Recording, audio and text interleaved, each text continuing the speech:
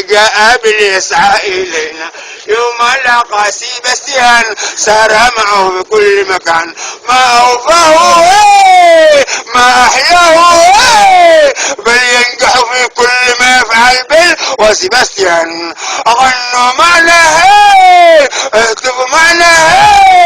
يحيى الصادقان بل وسيباستيان فلونا يا أحلى وردة وردة جميلة متفتحة دندي فلونا دوما تغني أحلى الأغاني بنغنيها في الغابة الخضراء وفي الغابة الخضراء تزدو بها والكل سعداء ويحبها. هذه الحكاية أغلى حكاية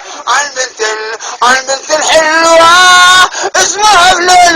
فلونة اللطيفة ما أحلى فلونة